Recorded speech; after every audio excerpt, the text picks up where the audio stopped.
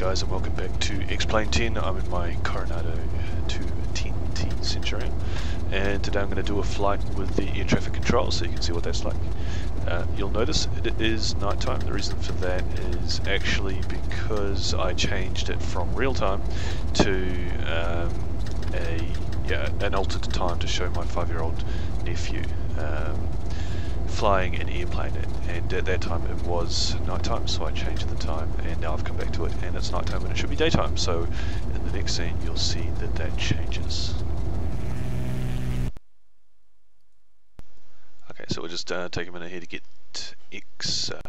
Flight Simulator Economy loaded up, and takes a moment to connect and collect the job that I'm on, transporting a few people around, doing the bare minimum just to get where I want to go to Australia. So there we are, and we can continue on.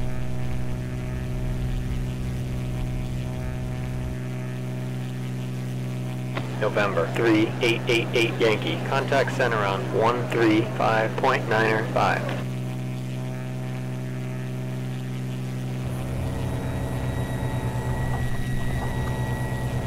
Contact center on 135.905, November 3888 Yankee.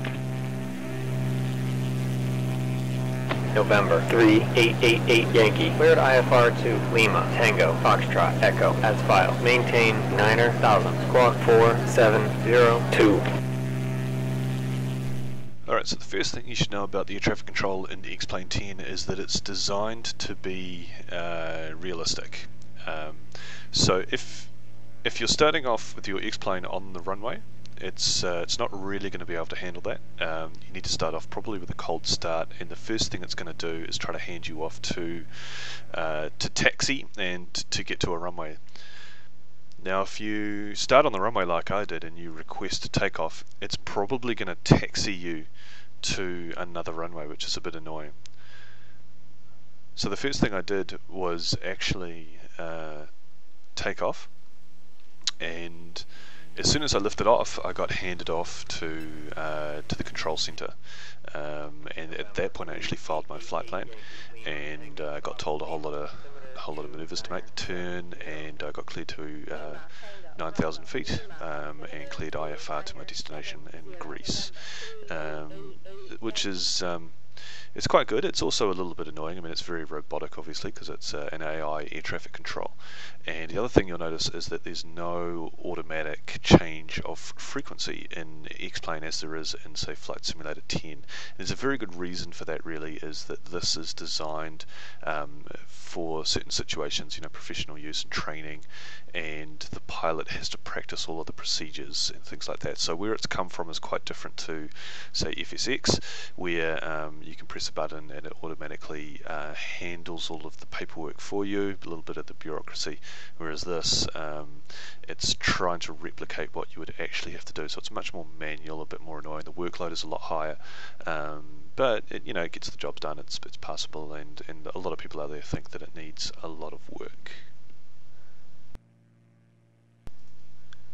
Alright, so we're flying over Greece. I didn't check the weather actually. You can see now it's we've flipped over to daytime, because I've flicked on real weather and real time, which means the time it is actually in Greece right now is the time that I am seeing in game. I'm a long way from Greece, so in my evenings it's you know, if it's nighttime here, it's generally daytime in Greece, and I always assume Greece has nice weather because it so often does, but as you can see, I've come across some nasty looking clouds, and I've upped the clouds to 100% quality. So there I just did a maneuver to sort of evade that cloud formation. Didn't really get very far without coming across a whole lot more, so just flicking over the fuel tanks to balance my fuel, and it seems, just googling weather in Greece right now, that there's a lot of nasty weather, so a bit of rain and cloud, and not too bad in terms of wind at ground level at least, but I'm experiencing a bit certainly, so I've got a bit of crosswind and a bit of turbulence going on.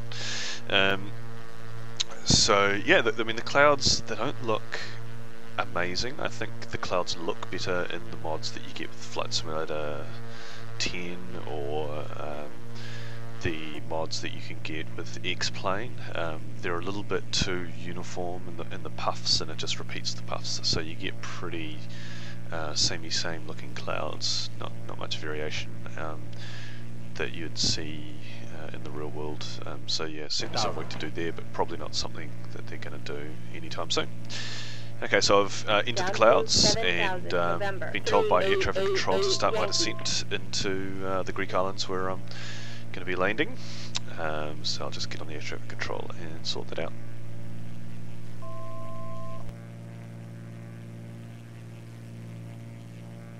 November 3888 Yankee, descend and maintain 7,000. Down to 7,000, November 3888 Yankee.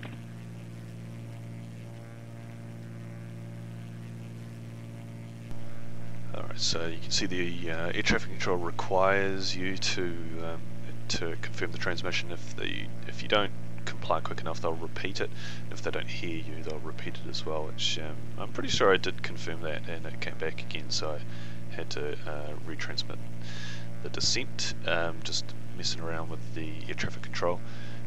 Just as a test, actually, in this flight, I did not look up like I normally did the destination airfield in terms of its elevation or surrounding terrain or the orientation of the runway, other than what the air traffic control gives me in the flight. So as a bit of a test of the air traffic control, I'm just sort of seeing if it's going to bring me in real time and not have to make me look up a chart or anything like that, which isn't a very realistic way of flying. You should probably do that in real life, but hey, just thought I'd give the air traffic control a bit of a test. November 3888 Yankee, fly heading 160. Vectors for the visual, runway 11. Descend and maintain 5,000. Heading 160. Vectors for the visual, runway 11, down to 5,000, November 3888 Yankee.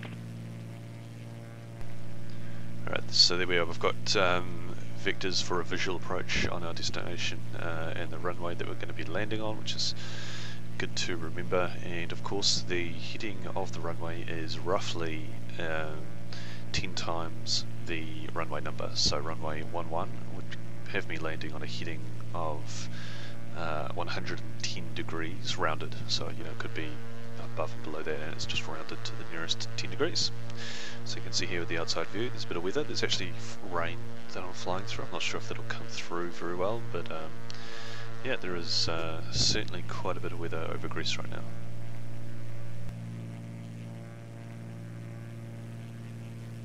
November 3888 Yankee, fly heading 190. Descend and maintain 2,000. Heading 190, down to 2,000, November 3888 Yankee. November 3888 Yankee, descend and maintain 2,000.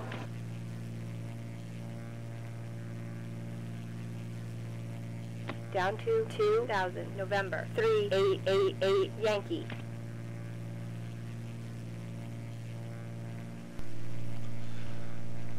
Alright, so we're just coming through the weather now, popping out the bottom. I'm glad to say that the air traffic control has never flown me into terrain, so that's a good thing. If you're, well, like I do, I wonder where the terrain is sometimes, and the air traffic control will do a pretty good job of steering you around that. November 3888 Yankee, fly heading 130.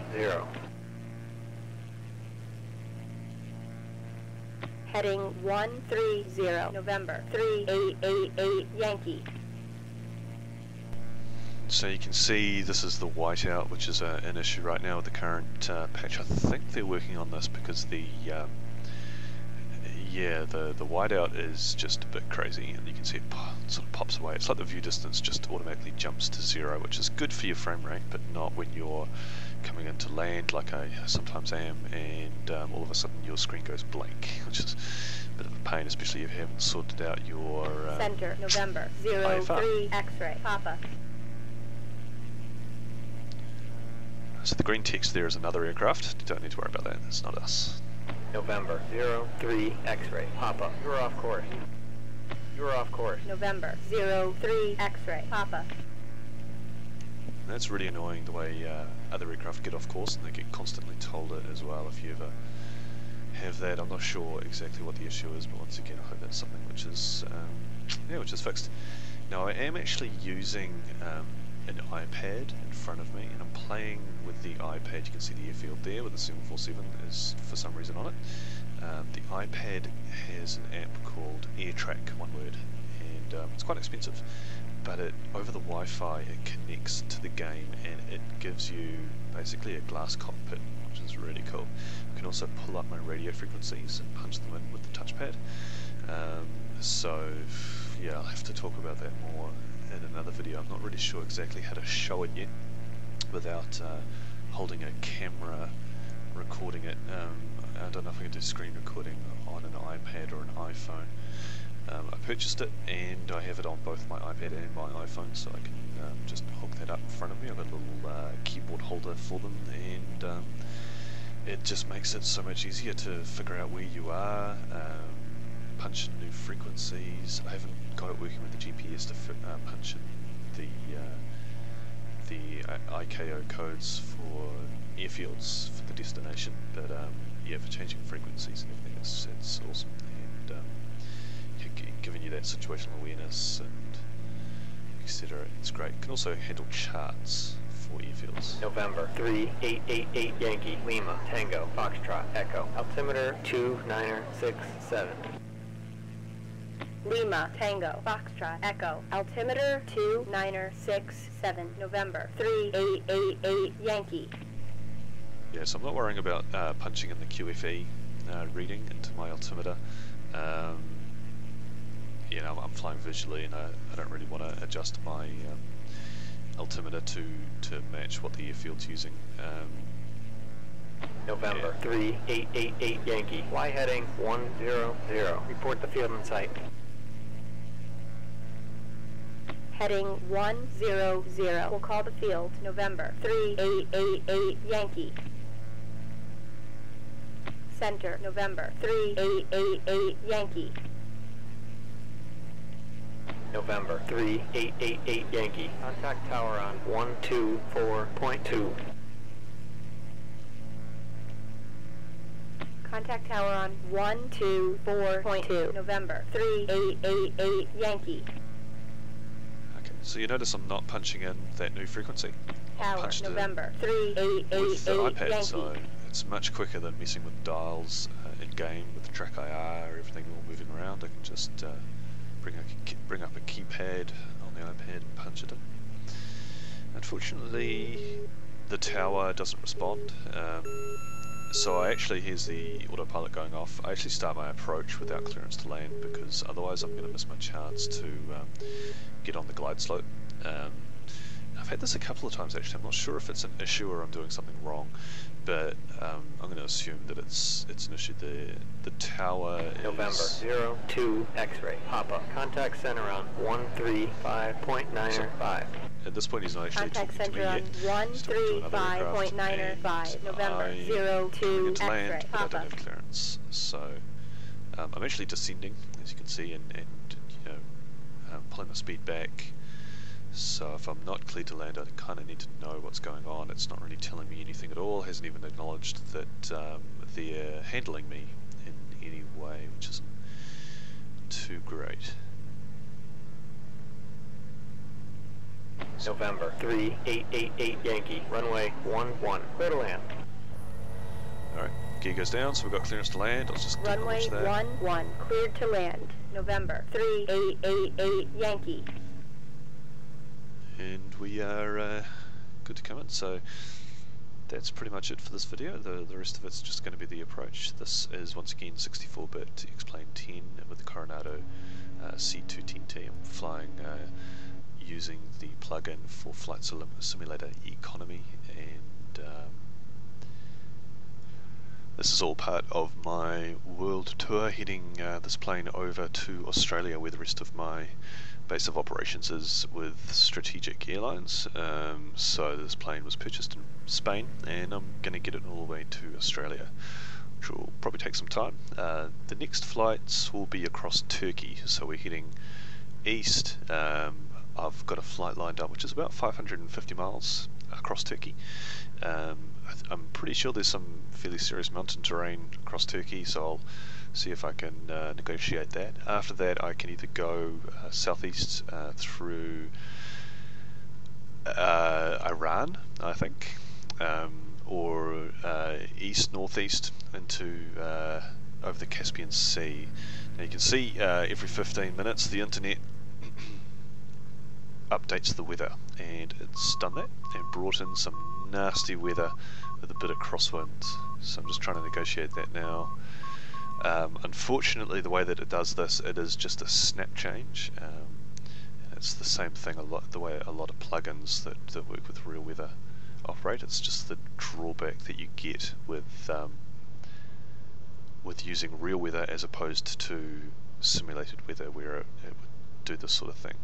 So it's not the best landing, not the best approach. Kind of like hitting wind shear, I suppose. It's a bit of a mess, but I got down in the end and didn't bend the plane, so that's good.